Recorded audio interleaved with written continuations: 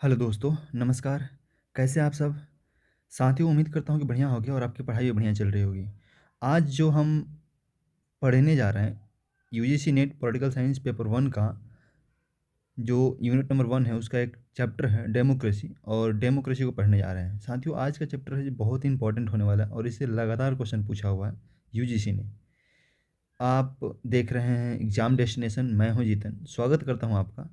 और चलिए बिना समय गंवाए स्टार्ट करते हैं। साथियों, डेमोक्रेसी स्टार्ट करने से पहले एक बड़ा ही फेमस कोट है। आप मुझे कमेंट बॉक्स में बताइएगा ये किसका है। और डेमोक्रेसी, देखिए हम ये तो देखे हुए करेंगे कि कहाँ से डेमोक्रेसी आता है, क्या इतिहास में भी डेमोक्रेसी की कोई चर्चा की गई है।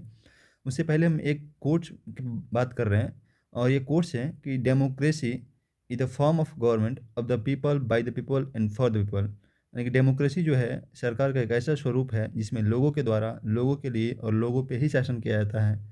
ये किसका कोट्स है, ये आप कमेंट बॉक्स में बताइएगा। चलिए हम डेमोक्रेसी को स्टार्ट करते हैं साथियों। सबसे पहले देखते हैं क्या डेमोक्रेसी शब्द का जो इस्तेमाल है वो कब किया गया था। तो देखिए, डेमोक्रेसी ग्रीक एज में हम चलते हैं। ग्रीक एज यानी कि हम अरस्तु प्लेटो के ज़माने में चल रहे हैं। तो ग्रीक एज में भी इस शब्द का ग्रीक इतिहासकार हेरोडोटस हेरोडोटस जो है एक इतिहासकार है, वो ग्रीक इतिहासकार, उसने पाँचवीं ईसा पूर्व में पाँचवीं ईसा पूर्व में लगभग आज से 2500 साल पहले इस शब्द का प्रयोग किया था साथियों। डेमोक्रेसी, लोकतंत्र केवल सरकार का रूप नहीं है, ये बात थोड़ा सा ध्यान देने वाला हो। डेमोक्रेसी की परिभाषा की जब हम बात करेंगे, डेमोक्रेसी, देखिए डेमोक्रेसी अभी तक वर्तमान में सबसे प्रचलित गवर्न जो सरकार का रूप चल रहा है उसमें सबसे बढ़िया और सबसे प्रचलित रूप है डेमोक्रेसी वर्ल्ड में। लोकतंत्र जो है केवल सरकार का रूप नहीं है बल्कि एक मूल्य है। यहाँ थोड़ा सा मूल्य का मतलब यहाँ पे देखिए प्राइसिंग की बात नहीं कर रहा है, ये कह रहा है कि democracy is not only the form of government, it is value. यह एक वैल्यू भी है, न कि यह केवल एक सरकार का रूप है जिसमें हम विविधता का सम्मान करते हैं, जिसमें हम डाइवर्सिटी का सम्मान करते हैं, ये डेमोक्रेसी में। और निर्णय लेने की प्रक्रिया में एक दूसरे के साथ शक्ति साझा करते हैं। अब इस चीज़ को थोड़ा सा हम समझते हैं। डेमोक्रेसी में कह रहा है कि हम विविधता का सम्मान कर रहे हैं, डेमोक्रेसी एक मूल्य है, और डेमोक्रेसी में निर्णय लेने की प्रक्रिया में हम एक दूसरे के साथ शक्ति साझा करते हैं, ये बात बोल रहा है। इन तीन चार जो वर्ड है, की वर्ड, इस पर हम चर्चा करेंगे साथियों। सबसे पहली बात तो है डेमोक्रेसी एक मूल्य है। मूल्य यानी कि वैल्यू है, जो लोगों में मूल्य जनरेट करना पड़ता है, लोगों के अंदर एक मूल्य होनी चाहिए। डेमोक्रेसी मूल्य है, न कि डेमोक्रेसी सरकार का केवल रूप है। दूसरा कार्य है जिसमें हम विविधता का सम्मान करते हैं। विविधता का सम्मान करते हैं, जैसे भारत में डेमोक्रेसी है, आप देख रहे हैं कि यहाँ पे डेमोक्रेसी में सारे धर्म के लोगों को, जो सारे धर्म के लोग हैं, उनका सम्मान होता है। सब अपने अपने तरीके से जी सकते हैं, यहाँ पे सब अपने अपने धर्म को मान लेते हैं। यानी कि सारे के कल्चर जो है, जैसे कि आप जाइएगा ट्राइबल एरिया में तो वहाँ का कल्चर अलग है, पर हम उनका भी सम्मान करते हैं और उनको भी अपने कल्चर के अकॉर्डिंग जीने के लिए अधिकार देता है संविधान हमारा।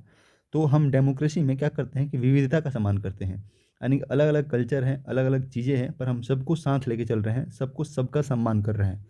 निर्णय लेने की प्रक्रिया में एक दूसरे के साथ शक्ति साझा करते हैं। इसका क्या मतलब है साथियों? जैसे सपोज कीजिए कि भारत में टोटल एमपी एमपी और एमएलए मिला के जो टोटल है सारे स्टेट का एमपी जो, और सारे स्टेट का एमएलए लगभग लगभग 5,000 के करीब आते हैं, 4900 कुछ आते हैं। और बताइए 4900 कुछ एमपी एमएलए ऐसे हैं जो नियम बना रहे हैं। समझ पा रहे हैं जैसे मैं क्या बोलना चाह रहा हूँ? मान के लिए कि लोकसभा और राज्यसभा में जो है, एक में 550 के आसपास और एक में 250 के आसपास, अगर ये लोग साढ़े जो 800 के आसपास हो रहे हैं, ये क्या करते हैं, ये नियम बनाते हैं, तो पूरे भारत पे लागू होता है। इनको नियम बनाने का अधिकार किसने दिया? तो डेमोक्रेसी में हमने इनको नियम बनाने का अधिकार दिया है। हमने अपनी कुछ शक्तियों को, जो हम, मैं हर बार बोलते रहता हूँ साथियों कि जब हम पढ़ेंगे हॉब्स को, जब हम पढ़ेंगे रूसो को, जब हम पढ़ेंगे मार्क्स में गलती से बोल दिया, हॉब्स, लॉक, रूसो, इन तीनों को पढ़ेंगे तो हम देखेंगे कि स्टेट का फॉर्मेशन कैसे होता है। तो स्टेट में हम कुछ शक्तियों को देते हैं सरकार को, और सरकार से बोलते हैं कि तुम हम पे नियम बनाओ। तो वहीं बात बोल रहा है कि हम नियम बनाने में या निर्णय लेने की प्रक्रिया में, जैसे हम एक प्रतिनिधि एमपी चुन के अपने यहाँ से भेज देते हैं और बोल देते हैं कि तुम जाओ मेरे बिहाफ पे नियम बनाओ मेरे भलाई के लिए। इस तरह से जनता यही काम करती है और इस तरह से हम शक्तियों का जो है साझा करते हैं नियम बनाने में। साथियों, क्लास थोड़ा सा लंबा कीजिएगा, और रीज़न ये है कि डेमोक्रेसी लंबा चैप्टर है और हर साल इसे क्वेश्चन पूछा गया है, तो धैर्य बनाए रखिए। आगे कह रहा है कि प्रक्रियात्मक, देखिए प्रकृति की बात कर रहा है, यानी कि नेचर की बात कर रहा है। प्रक्रियात्मक लोकतंत्र एक ये है, और एक सब्सटेंसिव लोकतंत्र। प्रक्रियात्मक का मतलब है साथियों प्रोसीजरल लोकतंत्र की बात कर रहा है, प्रोसीजरल डेमोक्रेसी की बात कर रहा है, और ये है सब्सटेंटिव डेमोक्रेसी की बात कर रहा है। प्रोसीजरल डेमोक्रेसी, प्रक्रियात्मक डेमोक्रेसी का क्या मतलब हुआ? केवल नाम का लोकतंत्र है। देखिए चीन, जैसे चीन में केवल नाम का लोग, एक ही पार्टी है साथियों, सिंगल पार्टी है। जैसे सपोज कीजिए किसी स्टेट में सिंगल पार्टी है, चुनाव इसलिए कराया जा रहा है, आपको क्या करना है, उन उसी पार्टी के लिए मेंबर्स चुनना है। हाँ, ये कर सकते हैं कि इस मेंबर को न चुन के दूसरे मेंबर को चुने, पर सिंगल पार्टी की सरकार रहेगी हमेशा।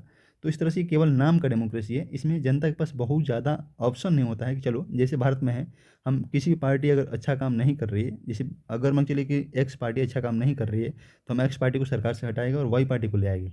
पर बहुत ऐसे स्टेट्स हैं जहाँ पे ऐसा आपको नहीं देखने को, यहाँ स्टेट कहने का मतलब साथियों कंट्री की मैं बात कर रहा हूँ, बहुत ऐसी कंट्री है, देश है, जहाँ पे आपको ऐसी व्यवस्था देखने को नहीं मिलेगी। वहाँ पे एक ही पार्टी होगा, मे भी चुनाव हो रहा होगा, मे भी चुनाव नहीं हो रहा होगा। अगर चुनाव हो रहा है तो प्रोसीजरल डेमोक्रेसी की बात हम कर रहे हैं, और केवल आपको एक ही पार्टी को वोट करना होगा। आपके पास बहुत ही सीमित जो ऑप्शन होगा वो होगा, विकल्प नहीं होगा कि हम इस पार्टी को हटा के इसको ले आते हैं, आपको जीना उसी में होगा। तो ये कह रहा है केवल नाम का डेमोक्रेसी है, ये डेमोक्रेसी है नहीं। जनता कम सशक्त, अब सशक्त की क्या बात है, जनता जो पब्लिक है, जो आम जनता है, वो सशक्त नहीं है, यानी कि मजबूत नहीं है, मजबूत स्थिति में नहीं है, सशक्त नहीं है। इसका मतलब क्या हुआ, एम्पावर्ड नहीं है। इसका मतलब ये हुआ कि हमारे पास ऑप्शन नहीं है, हम ज़्यादा बदलाव नहीं कर सकते हैं, हमको उसी में जीना होगा, वोटिंग करना होगा भले, पर हम एक ज़्यादा ऑप्शन हमारे पास है नहीं, ज़्यादा विकल्प नहीं है। तो हम क्या करेंगे, हम ज़्यादा, हमारे पास जैसे भारत के लोग क्या है, 5 साल में अपनी सशक्तता दिखा सकते हैं। 5 साल अगर कोई गवर्नमेंट काम नहीं कर रही है तो 5 साल बाद उसको हटा सकते हैं। पर जब ऑप्शन ही नहीं रहेगा तो वहाँ के लोग बहुत ज़्यादा सशक्त, यानी कि बहुत ज़्यादा मजबूत स्थिति में नहीं रहेंगे, वहाँ की जो गवर्नमेंट होगी वो मजबूत स्थिति में रहेगी। यही बात बोल रहा है। प्रोसीजरल डेमोक्रेसी का देखिए एक और नेचर है, पश्चिमी उदारवादी लोकतंत्र राह ये व्यवस्था में मिला है। देखिए ये इसका थोड़ा सा मतलब समझते हैं साथियों। ये जो प्रक्रियात्मक लोकतंत्र, ये कह रहा है कि पश्चिमी उदारवादी लोकतांत्रिक राज्य व्यवस्था में ये मिला हुआ है। अब देखिए आगे हम देखते हैं सब्सटेंटिव डेमोक्रेसी क्या होता है। सब्सटेंटिव डेमोक्रेसी ये कह रहा है कि नागरिक लोकतंत्र का अनुभव करते हैं। जैसे भारत में नागरिक क्या है, लोकतंत्र का अनुभव कर रहे हैं, फील कर रहे हैं कि हाँ ठीक है, अगर गवर्नमेंट काम नहीं कर रही है तो हम इसको हटा सकते हैं 5 साल में। 5 साल का समय का वेट करो, हम तुमको तुम्हारा औकात दिखाएंगे। गवर्नमेंट से पब्लिक बोल सकती है। सरकार जनता से डरती है इन द सेंस कि जानती है कि हम 5 साल में दिए जाएंगे तो हमको अच्छा काम करना होगा, अदरवाइज 5 साल ही हमारा कार्यकाल रहेगा, उसके बाद से हम हट जाएंगे। तो इस तरह से बोल रहा है कि सरकार जो है वो पब्लिक से डरती है। लोकतंत्र केवल चुनावी नहीं है। यहाँ पर देखिए जैसे ऊपर था कि केवल लोकतंत्र, अगर सिंगल पार्टी है तो आपको चुनना क्या है, वो तो दिखावा कर रहा है कि हाँ भाई तुम डेमोक्रेसी में जी रहे हो, क्योंकि एक ही पार्टी की सरकार हमेशा रहेगी और एक ही पार्टी के लोगों को आपको चुन लेना है। एक्स को ना चुनिए, वाई को चुनिए, वाई को ना चुनिए, जेड को चुनिए, पर एक ही पार्टी के है वो, बिलोंग तो एक ही पार्टी से करते हैं। पर यहाँ क्या है, यहाँ ऐसा नहीं है, यहाँ पे कई पार्टियाँ हैं, हम किसी को बैठा सकते हैं। तो यहाँ कह रहा है कि लोकतंत्र जो है केवल चुनावी नहीं है, लोकतंत्र ग्राउंड पे है, लोकतंत्र वैल्यू में है, लोकतंत्र में ऐसा व्यवस्था है जहाँ पे सरकार जनता से डर रही है और जनता जो है, नागरिक जो है वो लोकतंत्र का अनुभव कर रहे हैं। ये बात यहाँ पे बोल रहा है। आगे हम देखते हैं साथियों। देखिए मैकफर्सन एक थिंकर से साथियों, और उनका जो लोकतांत्रिक मॉडल है, मैकफर्सन समतावादी विद्वान है और मैकफर्सन का जो डेमोक्रेटिक मॉडल है, मैकफर्सन अपनी किताब देखिए, ये बुक जो है ये कई बार पूछा हुआ है, the real world of democracy. इसको आप कंठस्थ कर लीजिए, याद कर लीजिए, the real world of democracy. Macpherson अपनी किताब the real world of democracy में कहा कि लोकतंत्र का उद्देश्य जनता का सशक्तिकरण है। ये बात आप थोड़ा सा समझिएगा साथियों। ये कह रहे हैं साथियों कि डेमोक्रेसी का उद्देश्य केवल चुनाव करवा लेना, केवल सरकार चलाना नहीं होता है। डेमोक्रेसी का उद्देश्य जो होता है जनता को एम्पावर्ड करना भी होता है, यानी कि पब्लिक को, आपको पीपल जो है, आपके कंट्री का जो पीपल है उसको एम्पावर करना होता है। ये डेमोक्रेसी का उद्देश्य है। ये करें, इनका सिद्धांत जो है इम्पेरिकल के साथ साथ नॉर्मेटिव भी है। अब इस चीज़ को आपको थोड़ा समझना, इम्पेरिकल का मतलब क्या होता है साथियों। इम्पेरिकल देखिए, इनका सिद्धांत ये कह रहा है, ये जो डेमोक्रेसी का सिद्धांत देते हैं इसमें ये कह रहा है कि इनका सिद्धांत जो है वो अनुभवजन्य, यानी कि लोग उसको फील करते हैं। लोग क्या करते हैं, फील करते हैं, ऐसा सिद्धांत इन्होंने दिया था। इम्पेरिकल के साथ साथ नॉर्मेटिव भी है, एक मानक भी है, ये इनका सिद्धांत कह रहा है। डेविड हेल्ट, ये देखिए साथियों, ये जो है कई बार पूछा हुआ है। डेविड हेल्ट का लोकतंत्र के, ये 2023 दिसंबर 2023 सॉरी हाँ 2023 में, दिसंबर 2023 के जब एग्जाम देने जाइएगा तो वहाँ पे ये पूछा हुआ था। डेविड हेल्ट का जो 6 डेमोक्रेसी का मॉडल है, 6 model of democracy of David Held का जो 6 डेमोक्रेसी का मॉडल है साथियों, उसको आपको याद रखना होगा और ये बुक है इनका, बुक जो है मॉडल्स ऑफ डेमोक्रेसी, इसमें ये 6 मॉडल्स देते हैं, 6 मॉडल्स ऑफ डेमोक्रेसी देते हैं। And you have to remember इस 6 डेमोक्रेसी में पहला क्या है साथियों, क्लासिकल डेमोक्रेसी। क्लासिकल डेमोक्रेसी हम एक एक करके एक्सप्लेन करते हैं बाद में। प्रोटेक्टिव डेमोक्रेसी, दूसरा है डेवलपमेंट डेमोक्रेसी, तीसरा है पार्टिसिपेटरी डेमोक्रेसी, और चौथा पांचवा है कॉस्मोपॉलिटन डेमोक्रेसी, और छठा है Marxist model of democracy. Marxist model of democracy, ये देखिए इसमें पहला क्या चाहती हो, पहला ये है क्लासिकल डेमोक्रेसी। अभी हम जब शुरुआत किए थे क्लास का तो हम बताए थे आपको कि हम देखेंगे जैसे भारत में आप बौद्ध काल के आसपास चले गए तो वहाँ पे जो 16 महाजनपद थे उसमें 2 महाजनपद ऐसे थे, आप उनका नाम बताइए कमेंट बॉक्स में, जिसमें आपको गणतंत्र का जो व्यवस्था है वो मिलता है। हम ग्रीक युग में चलते हैं साथियों, तो वहाँ पे डेमोक्रेसी क्या था, नहीं, वहाँ पे प्लेटो जो थे, प्लेटो दार्शनिक है ग्रीक एज का, और वो डेमोक्रेसी का पूर्णतः विरोध करता है। देखिए 5वीं शताब्दी जब हम ऊपर देख रहे थे आपको बताए थे कि हम 5वीं ईसा पूर्व में जो हेरोडोटस ने डेमोक्रेसी शब्द का प्रयोग किया था, तो यानी कि वहाँ पे डेमोक्रेसी कहीं ना कहीं एग्जिस्ट कर रहा था। पर ग्रीक एज में प्लेटो ने इसका विरोध किया, अरस्तु ने नहीं किया। अरस्तु, हालांकि प्लेटो का हम पहला जब प्लेटो को देखेंगे तो वहाँ पे पहला उसका जो कार्य यानी कि राइटिंग, पहला जो बुक है और लास्ट बुक है उसमें फ़र्क आ जाता है। इसी तरह से अरस्तु भी पहला जो बुक लिखता है और लास्ट वाला बुक लिखता है, उन दोनों में फ़र्क आता है। जब हम अरस्तु प्लेटो को पढ़ेंगे तो वहाँ पे देखेंगे। फिलहाल आपको इतना समझना है ग्रीक युग में भी कहीं ना कहीं जब शब्द का इस्तेमाल हुआ है तो डेमोक्रेसी एग्जिस्ट कर रही होगी, और वो उस टाइम पे जो प्लेटो जो है वो इसका विरोध किया था। प्लेटो जो है उस टाइम पे विरोध किया था। प्रोटेक्टिव डेमोक्रेसी, क्लासिकल डेमोक्रेसी मतलब सबसे पुराना डेमोक्रेसी की बात कर रहा है। प्रोटेक्टिव डेमोक्रेसी की बात करते हैं तो प्रोटेक्टिव में क्या करता है, स्वतंत्र अधिकारों की रक्षा है तो लोकतंत्र। देखिए यहाँ पे प्रोटेक्टिव का मतलब क्या हुआ साथियों, नाम से ही आपको पता चल रहा है प्रोटेक्टिव डेमोक्रेसी का मतलब ये कह रहा है कि वो प्रोटेक्ट करेगा। प्रोटेक्ट किस चीज़ से करेगा, जब लॉक 17वीं शताब्दी में अपना थियोरी देता है साथियों, तो लॉक जो है स्वतंत्रता के अधिकारों की रक्षा की बात करता है। लॉक बोलता है, जब हम लॉक को पढ़ेंगे तो हम देखेंगे भी हर चीज़ को। देखिए आप टेंशन ली, जो हम यहाँ बोल दे रहे हैं वो हम जब वहाँ पढ़ेंगे तो वहाँ पे हम फिर से इस चीज़ को कनेक्ट करेंगे यहाँ पे कि प्रोटेक्टिव डेमोक्रेसी। जब हम लॉक को पढ़ेंगे तो फिर से एक बार हम कनेक्ट करेंगे इस चीज़ को, तो आप परेशान नहीं, आप याद हो जाएगा आपको, हम इतनी बार इस चीज़ को दोहराएंगे, इतनी बार इसको रिपीट करेंगे। वहीं हिटलर की बात है, हिटलर क्या बोलता था कि सबसे झूठ को इतना ज़्यादा इतना प्रचार करो कि वो झूठ सत्य प्रतीत होने लगे। उसी तरह से साथियों हम इतनी बार इसको पढ़ेंगे कि आपको याद हो जाएगा। तो देखिए प्रोटेक्टिव डेमोक्रेसी मतलब डेमोक्रेसी होनी चाहिए जो हमारे अधिकारों की रक्षा करे। और ये लाक कह रहा है, बेंथम कह रहा है कि डेमोक्रेसी एक ऐसा प्रोटेक्शन के तौर पे देखा जाना चाहिए डेमोक्रेसी को। डेमोक्रेसी जो हमारे अधिकारों की रक्षा करने के लिए लोकतंत्र होना चाहिए, ये लाक और बेंथम बोल रहे हैं। यही प्रोटेक्टिव डेमोक्रेसी है साथियों। डेवलपमेंट डेमोक्रेसी, व्यक्तित्व के विकास होना चाहिए। जो इंडिविजुअल हैं उनके जो थॉट्स है उसमें विकास है तो डेमोक्रेसी लिया जाना चाहिए। ये मिल बोल रहा है साथियों, ये जेएस मिल बोल रहा है। जेएस मिल का थॉट है ये कि व्यक्तित्व के विकास हेतु डेमोक्रेसी होना चाहिए, और डेमोक्रेसी जो है व्यक्तित्व के विकास हेतु ही होता है। ये डेमोक्रेसी इसी को बोलते हैं, ये डेवलपमेंट डेमोक्रेसी। पार्टिसिपेटरी डेमोक्रेसी चौथा है साथियों, पार्टिसिपेटरी डेमोक्रेसी। पार्टिसिपेटरी डेमोक्रेसी में क्या होना चाहिए, तो इसमें जो है लोगों की अधिकतम भागीदारी होनी चाहिए। ये बोल रहा है पार्टिसिपेटरी में मतलब लोग अधिक से अधिक संख्या में पार्टिसिपेट करें, मैक्सिमम पीपुल जो है वो पार्टिसिपेट करना चाहिए सत्ता में। डेमोक्रेसी का फॉर्म अगर ऐसा है तो उसे पार्टिसिपेटरी डेमोक्रेसी बोलेंगे। इसमें सत्ता का विकेंद्रीकरण आपको दिखेगा। सत्ता का विकेंद्रीकरण मतलब डिसेंट्रलाइजेशन ऑफ पावर दिखेगा इसमें, न कि सेंट्रलाइजेशन ऑफ पावर दिखेगा। तो ये सत्ता का विकेंद्रीकरण जो है इस पर आधारित है पार्टिसिपेटरी डेमोक्रेसी, और इसमें अधिकतम लोगों की भागीदारी पर जोर दिया जाता है। और इसमें कुछ थिंकर्स है साथियों, रूसो, मैकफर्सन जो ऊपर थे, और कैरोल पैटमैन। जैसे ऊपर मैकफर्सन क्या बोल रहा था, मैकफर्सन अपनी किताब में the real world of democracy में बोल रहा था कि जनता को सशक्त करना चाहिए, यानी कि जनता को अधिक से अधिक लोगों को सशक्त करोगे डेमोक्रेसी में तभी वो डेमोक्रेसी कामयाब होगी। और यहाँ पे भी देखिए वही बात है, पार्टिसिपेटरी डेमोक्रेसी में जितने लोग भागीदारी लेंगे, उसमें जितने लोग भागीदार होंगे उतना अच्छा डेमोक्रेसी का फॉर्म होगा। वो पार्टिसिपेटरी डेमोक्रेसी इसी को बोलते हैं। कॉस्मोपॉलिटन डेमोक्रेसी, वैश्विक स्तर पर लोकतंत्र की बात करते हैं, मतलब पूरे संपूर्ण वस्त्र। जैसे इसका एग्जाम्पल एक देता हूँ, जैसे मान चलिए कि हम भारत में डेमोक्रेसी को देख रहे हैं, भारत में डेमोक्रेसी बहुत अच्छा फॉर्म में है, बड़े अच्छे से काम कर रहा है। पर हम जब इंटरनेशनल लेवल पर जाते हैं तो बहुत सारे ऐसे कंट्री है वहाँ पर डेमोक्रेसी नहीं है। पहला एग्जाम्पल ये हो गया साथियों। दूसरे एग्जाम्पल दूसरे तरीके से हम देखेंगे तो जैसे यूएनओ है, आईएमएफ है, हाँ, वर्ल्ड बैंक है। आप इसमें देख पा रहे हो कि इसमें 5 लोगों के पास यूएनओ में 5 लोग, जब हम यूएनओ को देखें तो वहाँ पर और डिटेल से पढ़ेंगे। फिलहाल थोड़ा थोड़ा एग्जाम्पल के तौर पर मैं इसको कोट करते रहता हूँ साथियों। यूएनओ में देखेंगे कि 5 के पास सुपर पावर है। वीटो पावर जिसको बोलते हैं। 5 कंट्री ऐसे हैं जिसके पास वीटो पावर है, और ये जो है वीटो पावर का इस्तेमाल करके कोई भी कार्य होने नहीं देते हैं, या फिर जो इनको अच्छा लगता है वहीं करते हैं वीटो पावर का इस्तेमाल करके। तो यहाँ पे डेमोक्रेसी नहीं है, वैश्विक स्तर पर डेमोक्रेसी नहीं दिख रहा है, क्योंकि 5 शक्तिशाली देश ही जो है, 5 शक्तिशाली देशों के पास ही वीटो पावर है।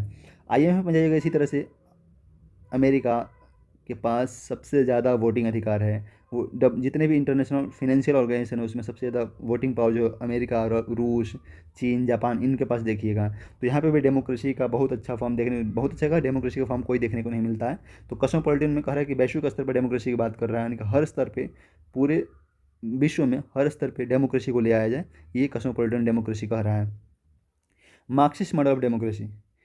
अब जब जहाँ भी मार्क्सिस्ट की बात आएगी साथियों, जहाँ भी मार्क्स शब्द आपको मिलेगा, आपको एक ही चीज़ याद रखना होगा कि इकोनॉमी की बात करेगा, और इकोनॉमी में आप ये क्या करेगा कि जो श्रमिक वर्ग है जो उसको महत्व देगा, और बुजुर्ग वर्ग जो पूंजीपति वर्ग है, सर्वहारा वर्ग और बुजुर्ग वर्ग जो ये बांटता है, तो बुजुर्ग वर्ग को क्या करेगा, ये हमेशा डिमोरलाइज करेगा। तो ये कहाँ कहाँ कह रहा है, शासक जो है वर्ग श्रमिक वर्ग से, शासक वर्ग श्रमिक वर्ग का प्रतिनिधित्व हो। ये देखिए यहाँ पे डेमोक्रेसी वर्ग में क्या कह, ये मार्क्सिस्ट डेमोक्रेसी फॉर्म ऑफ में क्या कह रहा है, शासक वर्ग श्रमिक वर्ग का प्रतिनिधित्व कर, ये दोनों के प्रतिनिधित्व की बात कर रहा है साथियों।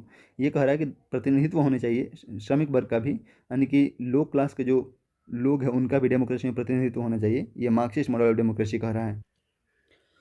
इस तरह से 6 प्रकार है साथियों, और इसको आपको याद रखना होगा, डेविड हेड के द्वारा दिया गया है। और ये जो 6 प्रकार है इसको आपको हमेशा याद रखना होगा। फिर इसके बुक का नाम जो है मॉडल ऑफ डेमोक्रेसी, इसको याद रखना होगा। ये आप याद रखो चाहे नहीं रखो, कौन कौन क्या क्या बोलता है, क्योंकि हम एक एक करके सब आगे पढ़ेंगे। पर आपको इतना याद रखना कि 6 प्रकार कौन सा है, classical, productive, development, participatory, cosmopolitan और मार्क्सिस्ट डेमोक्रेसी ऑफ मॉडल, ये सब आपको याद रखना होगा। टाइप ऑफ डेमोक्रेसी देखते हैं साथियों। टाइप ऑफ डेमोक्रेसी, लोकतंत्र के प्रकार। आप देखिए जब ये क्लास देख रहे हैं साथियों, तो PDF आपको टेलीग्राम पे मिल जाएगा, पर उससे मुझे लगता है कि ज़्यादा अच्छा है कि आप एक अपना हैंड रिटन नोट्स बनाइए, जो मैं बोल रहा हूँ उसको भी इसमें ऐड करिए। बहुत सारी चीज़ें मैं ऐसे बोल रहा हूँ जो समझाने के लिए, उसको भी ऐड करिए ताकि समझ में आए। और मैं गारंटी देता हूँ कि आपका 80+ क्वेश्चन, मेरा जितना मैं बोल रहा हूँ उतना आप कर लीजिए। मेरे पास जो नोट्स है साथियों, उस नोट्स से लगभग 75 क्वेश्चन आपको मिलेंगे डायरेक्ट, और इनडायरेक्ट छोड़ दीजिए, डायरेक्ट इसमें 75 के आसपास क्वेश्चन मिलेंगे इसके वो नोट्स से। अब बस मेरे साथ बने रहे साथियों। देखिए लोकतंत्र के प्रकार में प्रातिनिधिक लोकतंत्र, अभी जो JS मिल ऊपर बोल रहा था, प्रातिनिधिक लोकतंत्र और सहभागी लोकतंत्र दूसरा प्रकार है, या डायरेक्ट डेमोक्रेसी इसको बोलते हैं। प्रतिनिधिक लोकतंत्र, पार्टिसिपेट, ये जो स्विट्जरलैंड, इसको हम एक एक करके भी देखते हैं। स्विट्जरलैंड या PRI इसका एग्जाम्पल हो सकता है साथियों। ये भी UGC ने पूछा दिसंबर 2023 में साथियों। ये जो वापस बुलाना, इनिशिएट करना और जनमत संग्रह, ये जो है ये UGC ने 2023 में पूछा, दिसंबर 2023 के क्वेश्चन पेपर देखिएगा आप। तीसरा फॉर्म जो है डेमोक्रेसी का, तीसरा जो टाइप्स है वो डेलिबरेटिव डेमोक्रेसी है। और चौथा जो टाइप्स है साथियों, एक और टाइप्स होगा इसमें, चौथा टाइप्स है वो कॉन्सोसिएशनल डेमोक्रेसी है। कॉन्सोसिएशनल डेमोक्रेसी ये लिचफर्ड विचारक उनके द्वारा दिया जाता है। हम एक एक करके देखते हैं साथियों।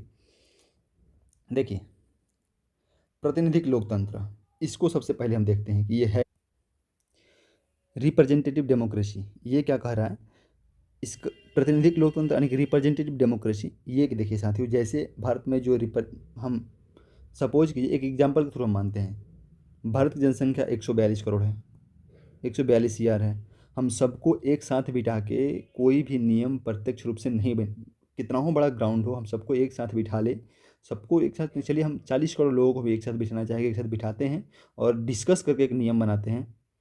Is it possible? No, it is not possible. तो इसीलिए हम क्या करते हैं कि हम अपने प्रतिनिधि चुन के भेजते हैं। पूरे भारत से 545 हम मेंबर्स चुन के भेज रहे हैं पार्लियामेंट में कि जाओ मेरे बिहाफ पे नियम बनाओ और मुझ पे लागू करो।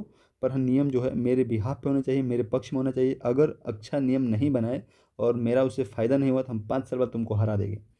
ये प्रतिनिधिक जो रिप्रेजेंटेटिव, हम एक रिप्रेजेंटेटिव भेज रहे हैं अपने तरीके से, अपने बिहाफ पे पार्लियामेंट में। तो प्रतिनिधिक डेमोक्रेसी ही बोलता है कि इतना पॉसिबल तो नहीं है, हम ऐसा करते हैं कि अपने बिहाफ पे कुछ लोगों को इकट्ठा करते हैं, इससे मिलकर स्टेट बनाएंगे और वो हमारे लिए नियम कानून बनाएंगे। ये प्रतिनिधि डेमोक्रेसी यानी कि रिप्रेजेंटेटिव, हमारा जो रिप्रेजेंटेटिव है वो हमारा प्रतिनिधित्व कर रहा है। हम अपना प्रतिनिधित्व चुन के कहाँ भेज रहे हैं, पार्लियामेंट में भेज रहे हैं। सहभागी डेमोक्रेसी, ये JS मिल के विचार था, JS मिल को हम पढ़ेंगे तो भी हम देखेंगे वहाँ पे। सहभागी यानी कि डायरेक्ट डेमोक्रेसी, इसकी बात कर रहा है। ये देखिए स्विट्जरलैंड में क्या है साथियों, स्विट्जरलैंड में ये है कि जो भी नियम कानून बनते हैं वहाँ पे सारे लोग, स्विट्जरलैंड छोटा देश है, सबसे जैसे कि छोटे देश में क्या होता है, छोटा देश होता है वहाँ पे जनसंख्या भी कम होता है।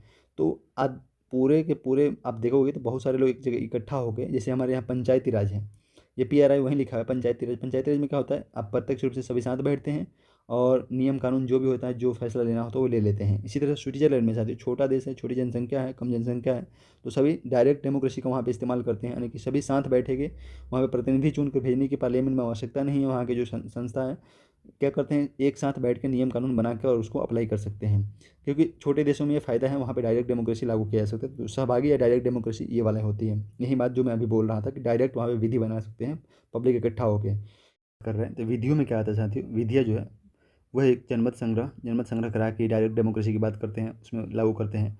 कुछ पहल कर सकते हैं, वापस बुला रिकॉल रिकॉल करना, मतलब रिकॉल मतलब वापस बुलाना साथियों। वापस बुलाना जैसे हमारे भारत में कि पंचायती राज व्यवस्था में अगर कोई मुखिया है, कोई प्रधान है, वो जीत जाता है, और जब हम इंडियन पॉलिटी पढ़ेंगे तो वहाँ पे देखेंगे तो कुछ पर्टिकुलर लोग, कुछ खास लोग, एक संख्या निर्धारित की गई है और उतने लोग उस मुखिया या फिर उस प्रधान के खिलाफ जाके और बोलते हैं, आवाज़ उठाते हैं, तो मुखिया को अपने पद से इस्तीफा देना पड़ता है। जब हम इंडियन पॉलिटी पढ़ेंगे तो वहाँ पे इसको विस्तार से देखेंगे। फिलहाल आप रिकॉल का मतलब इतना समझिए कि हम उसको वापस बुला सकते हैं, वापस मतलब उस पद से हटा सकते हैं। डेलिबरेटिव डेमोक्रेसी की बात करते हैं साथियों। डेलिबरेटिव डेमोक्रेसी में क्या होता है कि निर्णय से पूर्व, ये कह रहा है डेलिबरेटिव डेमोक्रेसी में निर्णय से पूर्व जो है विचार विमर्श, चर्चा और वाद विवाद करना जरूरी होता है, और वाद विवाद करने के बाद ही निर्णय लिया जाए, ये ज़्यादा बेहतर होता है। इसका क्या मतलब है साथियों, सपोज कीजिए कि भारत में 500 एमपी है, एक एग्जांपल के थ्रू है, तो 500 से ज़्यादा, पर 500 एग्जांपल लेते हैं, और 500 में 300 जो है वो है पक्ष में और 200 है विपक्ष में। इसीलिए डेमोक्रेसी में एक विपक्ष, मजबूत विपक्ष का होना जरूरी होता है साथियों। देखिए, अगर 300 पक्ष में है और 200 विपक्ष में है, तो ये कह रहा है कि अगर विचार विमर्श ना किया जाए, केवल ये 300 लोग ही फैसला ले ले, उससे ज़्यादा बेहतर होगा कि ये 200 लोगों को इन्वॉल्व करके एक विचार विमर्श, हेल्दी डिस्कशन किया जाए और उसके बाद से निर्णय निर्माण किया जाए। तो इस तरह से कह रहा है कि निर्णय से पूर्व 500 लोग बैठे पार्लियामेंट में और उसको विचार विमर्श करे, वाद विवाद करे, उस पर जो सही फैसला हो वो फैसला ले, ना कि केवल 300 लोग जो सरकार चला रहे हैं वो लोग फैसला ले ले। तो यही कह रहा है, डेलिबरेटिव डेमोक्रेसी में कह रहा है कि निर्णय से पूर्व विचार विमर्श होना चाहिए, वाद विवाद होना चाहिए, चर्चा होना चाहिए किसी भी पॉइंट को लेके, और तब निर्णय लेना चाहिए। इसका लाभ साथियों क्या है, लाभ है बेहतर नीति निर्माण होगा। ऑब्वियस सी बात है, जहाँ पे 300 लोग नीति निर्माण करेंगे वहाँ 200 लोग कुछ कमियों को देखेंगे, उसको कमियों को दूर किया जाएगा, तो बेहतर नीति का निर्माण होगा। कानून बृहद सहमति उत्पन्न करेगा। कानून बृहद सहमति मतलब जहाँ 300 लोग कर रहे हैं वहाँ 200 और लोग हैं, तो 500 लोग भी, यानी कि ज़्यादा बृहद सहमति उत्पन्न कर रहा है। कानून बनाने में ज़्यादा लोगों की भागीदारी हो रही है, क्योंकि कुछ गलतियाँ, अगर ये कुछ गलतियाँ कर रहे हो तो इसको विरोध करेगा, उसको हटाया जाएगा, गलतियों को सुधार किया जाएगा। इस तरह से कह रहा है ये कानून जो है बृहद सहमति उत्पन्न करते हैं। जॉन रॉल्स का कंसेप्ट है साथियों डेलिबरेटिव डेमोक्रेसी। हम जॉन रॉल्स को जब अलग से पढ़ना है थिंकर्स के रूप में, तो वहाँ पे हम देखेंगे कि वो जब जस्टिस का थ्योरी देता है तो वहाँ पे जॉन डेलिबरेटिव डेमोक्रेसी पे क्या बोलता है वहाँ पे हम देखेंगे। एक कोर्स है साथियों और इसको आपको ध्यान रखना होगा। जेएस मिल कह रहा है कि वर्तमान लोकतंत्र में बहुमत की निरंकुशता है। बहुमत की निरंकुशता है क्या मतलब साथियों, सपोज कीजिए ये क्या बोलना चाह रहा है, हम भारत में जो प्रतिनिधिक लोकतंत्र है उसमें हम क्या करते हैं, 543 लोग हैं, 543 एमपी है, ठीक है, जो 5 साल पे चुनाव होता है, और 543 में सपोज कि 400 जो है एमपी वो सरकार में चले गए और बाकी 143 जो है वो विपक्ष में आ गए। अब ये सरकार इतनी पावरफुल है कि वो कुछ भी करने को चाहे वो बदल सकती है, क्योंकि बहुमत से ही कोई भी नियम पारित होता है पार्लियामेंट में। तो अगर 400 पहले ही उसके पास हो जाए तो फिर नियम बनाने के लिए कोई इन लोगों की ज़रूरत ही नहीं है, पास ही तो करना होता है। हाँ, ये लोग वाद विवाद कर सकते हैं पर पास ही तो करना होता है। तो 400 लोग निरंकुशता की तरह, 400 लोग अगर हो गए, चाहे 450 लोग हो गए, सपोज कीजिए, मैं एग्जांपल दे रहा हूँ, तो निरंकुशता की तरह व्यवहार करने लगे, यानी कि जो फैसला चाहे वो फैसला ले सकते हैं। हालांकि ये जरूरी नहीं है, क्योंकि सबसे ऊपर संविधान है, कॉन्स्टिट्यूशन है, कॉन्स्टिट्यूशन के पास न्यायपालिका है, न्यायपालिका में अगर कुछ ऐसा लेते हैं जैसे एनजेसी 99 संविधान संशोधन हम देखेंगे जब इंडियन पॉलिटी पढ़ेंगे, तो न्यायपालिका उसको सिरे से खारिज कर देती है। जुडिशियरी है, यहाँ पे सेपरेशन ऑफ पावर के सिद्धांत है, कॉन्स्टिट्यूशन है, पर ऐसा होता नहीं है। लेकिन ये वर्तमान जेएस मिल बोल रहा है, और ये थॉट जो है ये जेएस मिल का है, और वो बोल रहा है कि वर्तमान लोकतंत्र में बहुमत की निरंकुशता होती है, आपको कहीं कहीं देखने को भी मिलेगा। इस बात से बिल्कुल डिनाई नहीं किया जा सकता साथियों। आगे हम देखते हैं डेलिबरेटिव डेमोक्रेसी के बारे में। ये अरस्तु, साथियों जब अरस्तु को पढ़े तो डेमोक्रेसी और जस्टिस के बारे में जो बात करता है, तो उसमें डेलिबरेटिव डेमोक्रेसी और जस्टिस के बारे में बात करता है। वो कह रहा है विचार विमर्श रहे, साधारण जन अकेले कार्यरत विशेषज्ञों, ये देखिए क्या कहना चाह रहा है, इसको हम साधारण बातों में समझा देते हैं।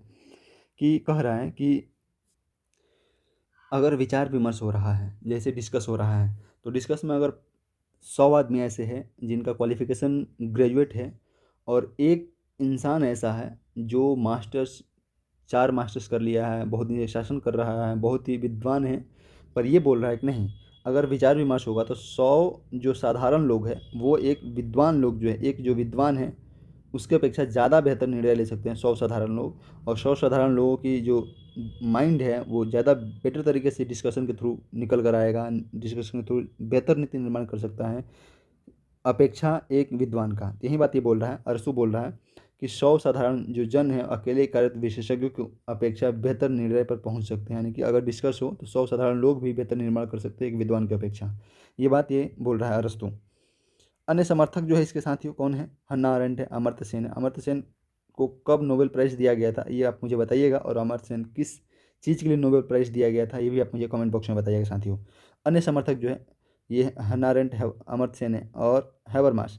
देखिए हैबरमास नौ मार्क्सवादी उग्र लोकतंत्र के समर्थक, इसको थोड़ा सा हम हैबरमास को देखते हैं। ये मार्क्सवादी थिंकर्स है, हैबरमास जो है मार्क्सवादी थिंकर्स है, नौ मार्क्सवादी थिंकर्स हैं, और इसको मार्क्सवादी और नौ मार्क्सवादी जो हम आगे देखें इनका देखिए हैबरमास को थोड़ा सा हम देखते हैं। ये क्या कह रहे हैं कि उग्र लोकतंत्र के समर्थक ये कह रहे हैं कि समपोषणीय कार्य, संप्रेषणीय संप्रेषणीय कार्य, आदर्श भाषण की स्थिति, ये दो टर्म को हम थोड़ा सा समझते हैं, इसको थोड़ा सा डिस्क्राइब करते हैं साथियों की संकल्पना देते हैं। ये संप्रेषणीय कार्य क्या होता है साथियों? विचार विमर्श और सहयोग पर आधारित कार्य होना चाहिए। कार्य जो होना चाहिए डेमोक्रेसी में, जो कार्य होना चाहिए वो विचार विमर्श और सहयोग पर। ये बात तो ऊपर भी हम देखते आ रहे हैं, ऊपर से भी देखते आ रहे हैं, तो ये भी बात यही बोल रहे हैं कि जो डेमोक्रेसी में कार्य होना चाहिए वो विचार विमर्श और सहयोग के कार्य पर आधारित होना चाहिए, न कि ऐसे होना चाहिए। आदर्श भाषण स्थिति की बात करते हैं साथियों, गैर बलकारी वातावरण का, यानी कि ये कह रहे हैं कि हम बल से लोगों के द्वारा कुछ न करवाए। जैसे आज देख पा रहे होगा, अभी कहीं भी आप देखिए न्यूज़ वगैरह में देखते रहते हैं कि क्या होता है, पहले क्या होता था, बूथ कैप्चरिंग होता था, यानी कि अगर इलेक्शन हो रहा है तो हमें बूथ कैप्चरिंग करके अपने पक्ष में वोट डलवाया जाता था, पर अब तो ऐसा देखने को नहीं मिल रहा है। तो देखिए ये कह रहा है कि गैर बलकारी यानी कि वातावरण होना चाहिए, बलपूर्वक कोई वातावरण ऐसे क्रिएट ना हो जहाँ पे लोग मजबूर होकर आपको वोट करे, फिर या फिर ऐसा डेमोक्रेसी को अपनाया जाए, इस तरीके से कुछ किया जाए। गैर बलकारी वातावरण का अस्तित्व और लोगों के पास तार्किक क्षमताओं का होना, लोगों के पास रैशनल जो थॉट है वो भी होना चाहिए, तार्किक क्षमता होनी चाहिए शांतियों। ये बात ये हैबरमास बोलते हैं। अगला है ये सहवर्तन डेमोक्रेसी, कंसोसिएशनल डेमोक्रेसी जो है ये चौथा टाइप से साथियों लीचफर्ड विचारक उनके द्वारा दिया गया है। यह बहुसंस्कृति, बहुजातीय, बहुलवादी समाजों में स्थिर सरकार बनाने की अवधारणा है। ये देखिए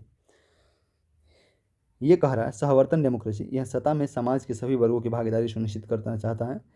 देखिए ये डेमोक्रेसी लीचफर्ड के द्वारा दिया गया है, और ये कह रहा है कि जितने भी जैसे भारत में डेमोक्रेसी को अपनाया गया है और भारत में विविधता इतना ज़्यादा है साथियों, यहाँ पे 4,000 से ज़्यादा अधिक लैंग्वेज बोले जाते हैं। हर एक कहावत है, कोस कोस पर पानी बदले 3 कोस पे वानी, ऐसे करके।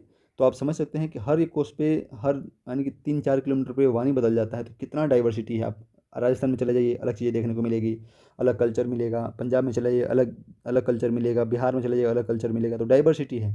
और ये कह रहे हैं कि ऐसा डेमोक्रेसी है ये कॉन्स्टिट्यूशनल डेमोक्रेसी, ऐसा डेमोक्रेसी में सारे धर्म, सारे जाति, सारे संस्कृति जितने भी समाज में हैं सबको स्थिर बनाए रखना होगा, और सबकी भागीदारी पे जोर देते हैं। ये सबकी भागीदारी की बात करते हैं साथियों। होपफुली अब जो मैं कहना चाह रहा हूँ वो समझ पा रहे होगे, यानी कि ये कह रहा है कि विविधता के साथ पार्टिसिपेट करो, सब सारे संस्कृति के लोगों को पार्टिसिपेट करके और डेमोक्रेसी को चलाया जाए। ये बात ये बोल रहे हैं, विविधता को नष्ट नहीं किया जाना चाहिए। समाज में एक किसी एक पर्टिकुलर वर्ग का भागीदारी नहीं होनी चाहिए, सबकी भागीदारी होनी चाहिए, सभी वर्गों की भागीदारी होनी चाहिए, सुनिश्चित करना चाहता है। सभी वर्गों की भागीदारी सत्ता में होनी चाहिए, न कि किसी एक वर्ग का, किसी खास वर्ग का, और सभी संस्कृति, सभी जातीय, सबका भी सम्मान किया जाना चाहिए। लक्ष्य देखिए सहवर्तन डेमोक्रेसी का लक्ष्य क्या है? सरकार स्थिरता, अगर सभी रहेंगे तो शायद सरकार स्टेबल हो पाएगी, अदरवाइज सरकार सपोज कीजिए कि कोई किसी पर्टिकुलर लोग, किसी पर्टिकुलर समुदाय, किसी पर्टिकुलर संस्कृति के मानने वाले लोग अगर सत्ता में बैठे रहेंगे तो अन्य उससे नाराज रहेगा और सत्ता की स्थिरता हमेशा बरकरार नहीं रहेगी। शक्ति साझाकरण व्यवस्था, सभी अगर मिलजुल के काम कर, सभी का भागीदारी हो रहा है, अगर सरकार में सभी संस्कृति को मानने वाले, सभी जाति को मानने वाले लोगों की भागीदारी हो रही है तो शक्ति साझाकरण की व्यवस्था भी हो रही है। वहाँ पे लोकतंत्र का अस्तित्व बना रहेगा साथियों। हिंसा का परिहार, हिंसा नहीं हो सकता है हिंसा, क्योंकि सभी लोग खुश हैं सत्ता से, तो हिंसा हो ही नहीं सकता है। लीचफर्ड के द्वारा कुछ बुक है साथियों, इसको आपको याद रखना होगा। आपको थोड़ा सा कम दिखेगा क्योंकि ये नोट्स हैंड बहुत तेज़ी से बनाया गया है, बहुत जल्दीबाजी में बनाया। देखिए साथियों एक चीज़ मैं आई एम सॉरी टू से, पर प्रॉब्लम ये है कि मैं आपके साथ उतना जितना मेरे पास समय हो रहा है मैं उससे ज़्यादा आपको दे रहा हूँ।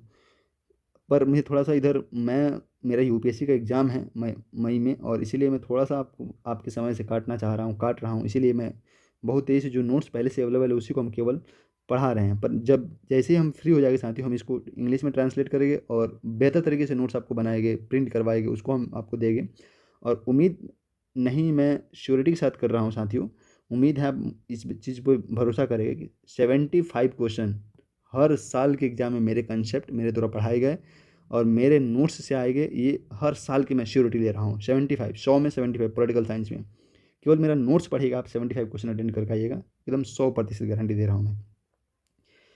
द पॉलिटिक्स ऑफ एकोमोडेशन, ये इनकी बुक है। डेमोक्रेसी इन प्लूरल सोसाइटी, ये भी इनकी बुक है। पैटर्न ऑफ डेमोक्रेसी, ये भी इनकी बुक है। The puzzle of Indian democracy consociational interpretation, ये इनकी बुक है। एक आर्टिकल है, ये आपको ध्यान रखना होगा, लीच फट की। ये देखिए, ये कह रहा है कि सहवर्तन डेमोक्रेसी कहाँ कहाँ है। ऑस्ट्रेलिया में, स्विट्जरलैंड में, नीदरलैंड में, बेल्जियम, उत्तरी आयरलैंड, भारत और दक्षिण, ये सब जो है आप याद रखिएगा। अगर भारत में कौन सी डेमोक्रेसी की बात पूछ रहे हैं, कौन सी डेमोक्रेसी है, तो सहवर्ती डेमोक्रेसी जो ऊपर हम देख रहे थे। वैश्वीकरण और डेमोक्रेसी, देखिए अभी मैं ऊपर बात कर रहा था साथियों कि वैश्वीकरण जो है, वैश्विक स्तर पर जो संस्थाएं हैं, आईएमएफ है, वर्ल्ड बैंक है, इनमें डेमोक्रेसी कहीं दिखाई नहीं देती, दूर दूर तक नहीं दिखाई देती। वही बात यहाँ पे आ गया ना। ये कह रहा है कि वैश्वीकरण लोकतंत्र की कमी से जूझ रहा है। ये बड़ा ही फेमस कोर्स है साथियों, यूपीएससी का बड़ा पसंदीदा कोर्स है ये। इंटरव्यू हो, यूपीएससी का इंटरव्यू हो, यूपीएससी के मेंस में हो, पॉलिटिकल साइंस से जब कोई बच्चा पार्टिसिपेट कर रहा है यूपीएससी एग्जाम में, तो उसको देखने को बड़ा मिलता है। और कह रहा है कि वैश्वीकरण लोकतंत्र की कमी से जूझ रहा है। वही बात है सेम ही कि यूएनओ, आईएमएफ या वर्ल्ड बैंक हो गया, या फिर ऑन और इंटरनेशनल फाइनेंशियल जो ऑर्गेनाइजेशन है, बड़े बड़े ऑर्गेनाइजेशन है, वहाँ पे आपको डेमोक्रेसी नहीं देखने को मिलेगी। वहाँ पे कुछ खास कंट्रीज है जो अपने पावर का इस्तेमाल कर रही है, उनका वोटिंग अधिकार जो है बहुत ज़्यादा है, क्योंकि वहाँ पे ऐसे वोटिंग अधिकार होता है कि जो जितना पैसा उसमें डाल रहा है, जो जितना भागीदारी कर रहा है पैसे फिनेंशियली, उसको उतना ज़्यादा वोटिंग पावर मिलता है। डेविड हेल जो एक थिंकर साथी, ये बोलते हैं, इनकी एक बुक है, इसको आप ध्यान रखिएगा, democracy and the world order. और यही बोलते हैं कि वैश्विक संस्थाएं जो है डेमोक्रेसी की, देखिए यहाँ पे बात है, यहाँ पे लिखा भी है, वैश्विक संस्थाएं जो है डेमोक्रेसी की कमी से जूझ रही है। वही बातें जो मैं बोल रहा था ऊपर, वैश्विक संस्थाएं जितनी भी डेमोक्रेसी की कमी से जूझ रही है। वर्ल्ड ऑर्डर में लोकतंत्र का सर्वदेशीय मॉडल देते हैं। सर्वदेशीय मतलब यही बात है कि सर्वदेशीय मॉडल, देखिए साथियों इसको थोड़ा सा हम और एक्सप्लेन कर रहे हैं। डेविड हिल जो है एक बुक है, उसमें डेमोक्रेसी का सर्वदेशीय मॉडल दिया है। बात यही है कि जब ये बोल रहे हैं कि वैश्विक संस्थाएं या फिर वैश्विक स्तर पर लोकतंत्र नहीं है, तो वैश्विक स्तर पर लोकतंत्र ले आया जाए, उसी को सर्वदेशीय मॉडल बोल रहे हैं कि हर जगह डेमोक्रेसी को ले आया जाए, वैश्विक स्तर पर जो डेमोक्रेसी की कमी है उसको मिटाया जाए और उसमें डेमोक्रेसी ले आया जाए। यही बात ये बोल रहे हैं। देखिए आगे कह रहे हैं कि मॉडल ऑफ डेमोक्रेसी, इनकी जो बुक है मॉडल ऑफ डेमोक्रेसी में लघु एवं दीर्घकालिक सुधारों की बात करते हैं। लघु एवं दीर्घकालिक मतलब अगर कुछ सुधार तुरंत ही हो सकते हैं तो उसको सुधारा जाए। अगर कुछ सुधार, जैसे एक मान चलिए कि आईएमएफ वगैरह में हम डेमोक्रेसी ले आ सकते हैं, तो सोचिए कि उसमें जो जितना भागीदारी करता है उसको उतना वोटिंग राइट मिलता है। पर यूएनओ 5 देश जो वीटो पावर लेके बैठे हुए हैं, उसको हटाया जाए, वो तो तुरंत ही ले आया जा सकता है। तो ये कुछ लॉन्ग टर्म, कुछ शॉर्ट टर्म जो सुधार है उसकी बात कर रहे हैं। इतना आपको समझना है साथियों। होपफुली आपको ये क्लास अच्छा लगा हो साथियों। ये डेमोक्रेसी का चैप्टर है और इसको आपको याद रखना होगा, जो भी मैं बोला हूँ, जो पढ़ाया हूँ, इतना अगर आप याद रखते हैं साथियों, तो डेमोक्रेसी से जो भी क्वेश्चन आएगा आप नहीं छोड़ पाइएगा। हालांकि जो हम पढ़ ले साथियों, यूनिट 1 मेरा खत्म होने वाला, 2-3 क्लास और लगेगी यूनिट 1 में। यूनिट 1 को बस हम एक वीडियो सारा को कंबाइन करके एक ही जगह डाल देंगे, और ये जो पीडीएफ है सबको कंबाइन करके एक जगह हम डाल देंगे। आप मेरे साथ जुड़े रहिए, और जो हम जैसे जैसे एग्जाम नज़दीक आएगा साथियों, हम यूनिट वाइज, यूनिट 1 का मोस्ट इंपॉर्टेंट जो क्वेश्चन हुआ, फिर जो PYQ पूछा हुआ रिपीट जो करता है, उसको हम एक एक जगह करके और एक एक वीडियो बनाकर आपके साथ हमेशा जुड़े रहेगा साथियों। बस आप मेरे साथ बने रहिए। हम जून में JRF लेकर रहेंगे साथियों, जून में JRF लेकर रहेंगे साथियों। आप मेरे साथ बस बने रहिए। Thank you so much video देखने के लिए। मिलते हैं हम नेक्स्ट वीडियो में दूसरे टॉपिक के साथ। थैंक यू सो मच साथियों।